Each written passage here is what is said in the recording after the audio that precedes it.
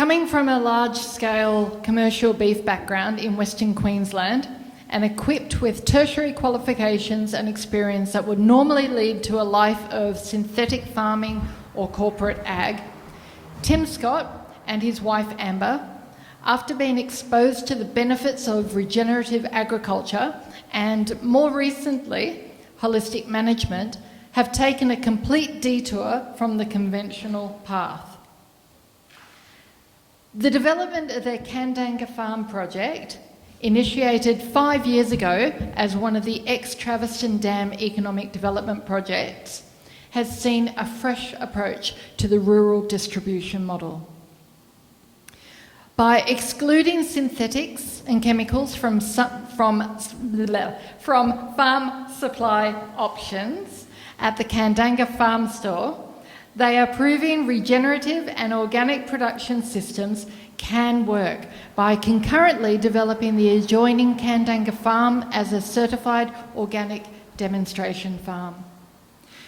This has recently extended to them taking on a local food cafe under the same roof, closing the loop both in the supply of their own value-added K2 organic beef meals and also in helping other rural store customers in the local and organic farming community to showcase their primary and value-added farm produce.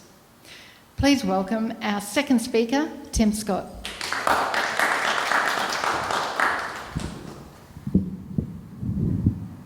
Sure. Thank you. I feel a bit, it's a big honour to be here with such an esteemed company. We've got a business based out at Kandanga, so I'll just tell you about our journey, I suppose, and we don't run training courses or anything like that, but we have got a business that has evolved as a result of us getting more into regenerative ag. I was asked to speak about resilience and how, in this time of COVID, we've really thrived. We're sort of coming into our own a little bit with that business, and we've sort of suddenly realised that we've got an extremely resilient business. We went through a drought last year and the business got bigger. We went through COVID this year and the business got bigger. And we're starting to realise that this model could actually work across other areas. And so I'd just like to tell you about our journey of how we got there. It was a Traviston Dam block. We were invited with, I think, 300 other people, put in proposals to do an economic development in the area. We had to prove that we could create jobs and create employment and businesses in the area. We took it pretty seriously, and we got a good deal to buy the place. We got a few years to pay for it, which helped. But it came after I was involved in a corporate role, and it was a complete shift away from that corporate life to getting back to the farm, and from having a history of doing that years ago. So we've really enjoyed the process. So the Kandanga Farm project, we've developed that farm. It's 75 or 80 hectares or something. We've got another farm in Avonmore, so we've got about 100 hectares altogether. So we've developed the farm businesses that certified organic and ethical local beef production. I love the idea of having complexity and multi-species, and we used to have, but Stuart cleaned us out of sheep and our pigs kept getting out, so we haven't got that many different species at the moment. It is a regeneratively managed farm. We do use those principles. We don't have enough complexity in our system at the moment, but we're getting back to that as time goes on, and we do rely a lot on wildlife to fill that gap at the moment. And that can form part of a system. I've come from my last job, I was running an RFID company and ag tech focus, so I'm really interested in how ag tech can play a role in this regenerative space. Ag tech has really thrived in conventional farming systems where a tractor has to go down a straight line and turn around and come back again, and it has to put out a certain amount of fertiliser and produce whatever it produces, sprays out a certain amount of spray. But in things like regenerative ag, where there's multi-species and complexities, and nature is the ruler of the roost, and the engineers that have an engineering brain haven't quite got their head around that. So that's one of our big passions, is trying to work out how ag tech can play a role in making this. We've only got small farms. I've got customers with million-acre properties, so how they can actually start to use ag tech to help those scale places become regenerative systems. We also are really big on community integration. On that farm we've got 40 neighbours, we surround the town. If we were a conventional farm spraying chemicals out every 5 minutes, we would have to deal with 40 neighbours. That some actually prefer that system to what we've got, but we think we should be involving the community in everything we do, every decision we make, and that's been integral into what we've just into every decision out there. To do that, and when I say the local, well, it's the local community, but it's also the broader community. We've got 200,000 or 300,000 people only less than an hour away. We've got 2 million, 2.5 million only a bit over an hour and a half away. So they're our community as well. So we've set up a cafe. We've always had the cafe as part of the business. We've taken it on ourselves since COVID's hit because the last tenant's pulled out. That integration with the end user is probably closing the loop, as we said before. I think that's the key to everything, is getting consumers involved, and then you can start making decisions about your production systems based on what the consumers want. And a lot of consumers don't even know, so teaching them and educating them as you go. With regenerative ag, Amber, my wife, put out a post on Facebook because we were running we were getting Stuart or someone to speak at a regenerative ag day, and she put out a post in those groups to see what their definition of regenerative ag is, and I think she got 40 or 50 responses. Every different response gave a different definition, and I don't think that's a bad thing. I think it is a bit of a moving game at the moment, but there are some common principles, and I don't think it's bad not to have a scientific definition of what it is. I don't think we've even learnt yet. You start to, as your property grows and you get more productive at something, you're even in your own mind, you go, holy hell, we're doing this now. I didn't even have that in the plan at all. So these basic principles do apply, but as far as having a set definition, I'll get to what we've found out towards the end, but this is the general principles. This was just out of the Land newspaper last week, so it's not uncommon. Holistic thinking and holistic management, understanding that they're complex and dynamic, natural systems, being comfortable with ambiguity, and having the ability to keep learning and we do a lot of courses, and I think that's really a big part of it. We covered a bit of the Aboriginal history of the area and making place-based decisions within bioregions, and we don't have the advantage of hundreds of generations before us. We've got to start, and it's very difficult to make decisions about how your farm's going to operate when you've only got one generation, or at the best two, in Stuart's case. But we're so far behind what the Aboriginal people would have been in terms of knowing what our land can do and knowing what not to do, probably more importantly. And that number 6 is probably in line with that as well. Seeing what having a cultural link back to the land you're on is really important, and it's integral to regenerative ag. There's a number of other things they talk about, but that's just. So we came up with these principles that we use in our system. I've used farming there. I probably should use some more of the term agriculture. It's bad. Anyway, you've got to mimic what nature does. You can't fight against it, and nature is very complex, and it's full of change, and you've got to actually grow from having that change. Don't be scared of it. So the more you try and control things, the more you limit nature to allowing it to do what it wants to do. You've really got to focus on soils, as Stuart said before. Everyone forgets about the microbes, but that's where all the activity is happening, and becoming a microbe and insect farmer is the primary aim. The tool we mainly use, because we don't have tractors and flash gear like Stuart's got, is animals. We use a lot of... People talk about cell grazing and time-controlled grazing. It's more about time-controlled recovery. So you've got to have the time... These areas have to have time to recover, so they do need a bit of a stir-up. If you just left them to grow out to become rank grass, you have carbon sequestration issues in that the rank grass becomes carbon dioxide as it turns off, or someone drops a match in it, and around here it gets a match dropped into it as quick as you can turn your back. So you do have to do something to promote your land to grow roots, and then to have them die back, and then to grow them again. And it's not just grasses, it's 30% of animals died is other things. So it's weeds, it's tree branches, it's bushes, it's whatever. So pasture, we do a grass-fed or a pasture-fed, I'd rather call it pasture-fed beef business. We don't believe in feeding grain, and the pasture is not just grass. It's at least it's 60% grass probably, but we like to have other things in there. Obviously, have a full balanced diet. Manage for what you want to be there, not what you don't want to be there. You move to an area as a new farmer, the first thing you get told is to go along to a weeds identification day, and so then you spend the rest of your time, that weed, I know what that weed is, and you spend plenty of time focusing on what you don't want to be there. But if you go, Shane Joyce used to say, if you go along to the doctor every week and ask him if you got cancer, eventually you'll find some. Fall in love with your land and harness the energy of the changes rather than trying to control that change. Use holistic management processes. We did a holistic management course. We did RCS many years ago, and that's more about rotational grazing and paddock utilisation. And although it's branded as regenerative ag, it's not really. It's more just about using cattle to fully eat out an area, and then that you'll increase your productivity off that area, which is probably true to a certain extent, but you need to take the next step beyond that, and that involves this multi-species and involves working a bit more with nature than just eating it out and leaving it. Those egrets in that picture, that's not on our place, I stole it off a website in America, but those things are our tick control program here. And I can't get a decent photo of them because they always bugger off as soon as you go near them, but they're a phenomenal part of the system, and if we didn't have them, I think we would not be able to do organic production in this area.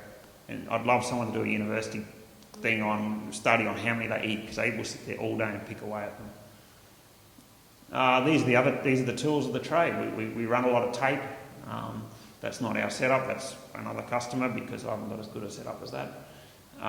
We use electric braid a lot. We don't have that many set fences, and we do around the outside and a few through the middle, but we want to have the ability to change our system to intensify grazing in some areas and then let it off in others. And we've also got time constraints, so we might need a paddock for a week, and we want to be able to set up that paddock for a week, or we might know that we're home for that weekend, so we might move twice a day.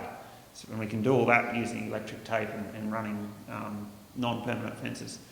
Dung beetles, probably the most integral part, apart from the microbes, of the whole system.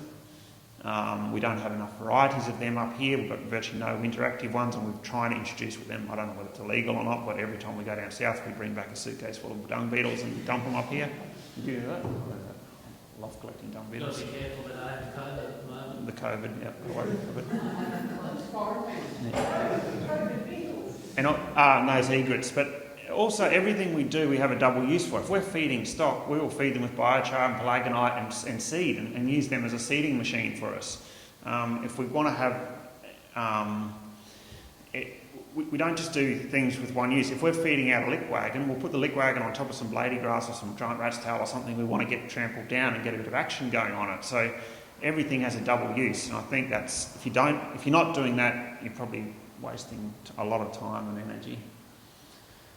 So then we started to get into, we found that we were using these same principles across all our business, and we realised we could have a pretty big impact in the regenerative ag space if we did it in the shop. And that's when the penny finally dropped. We had a lot of consultants come in, and rural stores is the guy behind the counter in a rural store is probably the point where it can have a lot of control over what a farmer will do on his farm. And he might not be lecturing to him, he might just give him a funny look. He might come in and say, "Oh, have you heard about this regenerative ag stuff, mate?" And the bloke goes, "Yeah." Give him it can be as simple as that to destroy or to make a new system work. And so that rural shop power is sort of underrated a little bit. And it is the last point of call usually for someone who's going to either put a chemical on or decide not to. So we're in an industry that relies on chemical sales. The rural shops might sell electric food and dog food. That's all just fluff. They make their money from chemical. Central Western New South Wales, all our compatriot shops out there are making 50% of their revenue just from glyphosate, from one product. And there's a bundle of different chemicals, but that one product keeps them afloat. So when they talk about getting rid of glyphosate, you're then forming a war with all these guys who've got a lot of control over every farmer. So that's what you've got to think about when there's multiple livelihoods at stake. So we were told by our accountant and advisors, just have that stuff as well, but then if people, can slowly start to peel off people off the other way. But then how can you have a cafe at one end of your business and be wheeling chemical out the other end of the business? So we just decided to go cold turkey, and we ditched it. We're the only shop, well, the first shop probably in Australia that's done that. And everyone goes, oh, good on you, but we're missing out on probably 80% of our revenue because of that. So we've had to learn to sell other products, and we've changed the rules a little bit. So it's a bit of a different sort of way of doing business, and that's the way we've sort of started to do it. Was first of all grab local guys who are of the same mindset, and we promote the hell out of their businesses. So we try and have got people that believe in using biology rather than chemistry is a nice way of saying it, and making chemical-free food production the norm. It's not the norm at the moment. There's even I heard yesterday, I had this person ring up about buying some cover crop seed, and they've got another system called a sustainable system, which they get the best of both worlds because they can spray and they can sort of be regenerative. But the two things, if you're killing something, you're not sort of getting complexity, and you're not getting the diversity, and you're not encouraging life. So they go against each other. So we try to make our farmer customers the champions, and we try to get these 2.5 million, 3 million food consumers that are just down the road. We try to bring them to meet these guys, and that's how I think we can make change. We do knowledge-based sales. We've got fairly well-educated staff. We don't have monkeys standing behind the thing selling silver bullets because anyone can do that. And we've sort of developed, I think we're along the track pretty well after, we're coming up to 5 years, of developing a community of fairly like-minded, conscious consumers. And if nothing else, you leave today, just become a conscious consumer where you ask the questions, and it's not good enough to say, it's got a tick of the heart or whatever, but you actually get to the bottom of where stuff's made, how it's made, and don't make decisions just because it's cheap, because it's not cheap. Everything's cheap for a reason. We like to think globally, act locally. It's a bit of a cliche, but I think if we can get a model working where we are, then it'll roll out because consumers will push it. We also have a focus on the future. We put in a Tesla charging station the other day. I don't know if that's of any help to anyone. But yeah, the cafe, and we'd hope to integrate that more. We ran an ag tech field day last year, had about 100 people that had sites there, had about 600 attendees, and it was for things that had the ability to change agriculture. So it was a regenerative, organic focus of a field day, which is something a little bit new. 50% of our business still is in Western Queensland and the Territory.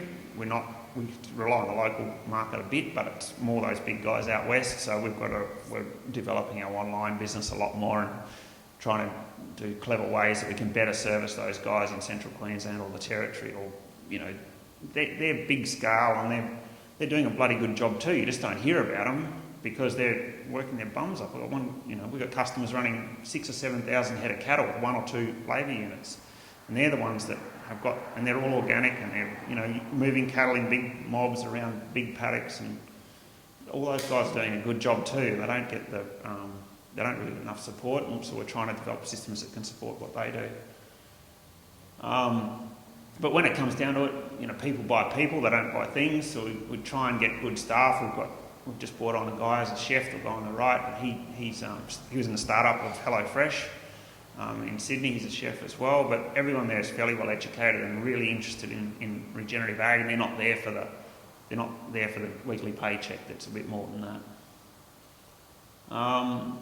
So yeah, I don't know where we've got to so far. I think we're getting, we've got a holistic context that we want to have the time mainly, and financial sort of backing to be able to have freedom and to do what we want to do when we want to do it. When you do this holistic management course, and I like doing all these, I don't like doing too many of them, but I like doing some good ones. But that course, the first thing they do is sit you down in the graveyard and make you write your eulogy, and you pretty quickly work out what it is. And it's usually you're not writing about money you've got or assets you've accumulated. It's more about family and having time to spend time with them. So we probably haven't got to that success stage that we wanted yet, but we're getting close. And I think that's the first thing to establish is what you class as success before you start any project. We're definitely getting a lot more people through the shop, and financially wise, it's good business, and it seems to be resilient. But hopefully, we've been going just nearly 5 years, so hopefully the next 5 it'll become a success in our own minds too.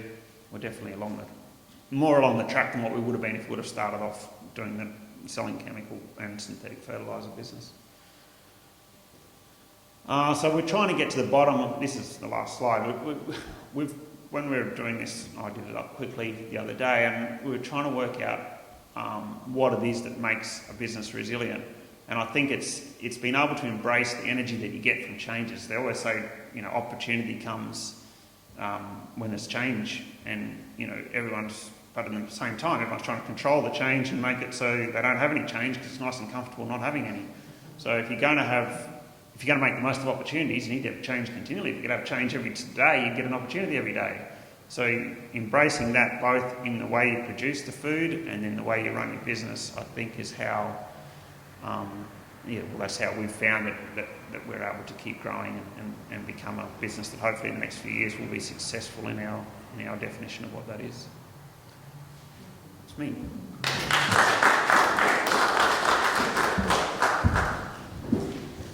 That was great, Tim. Thank you.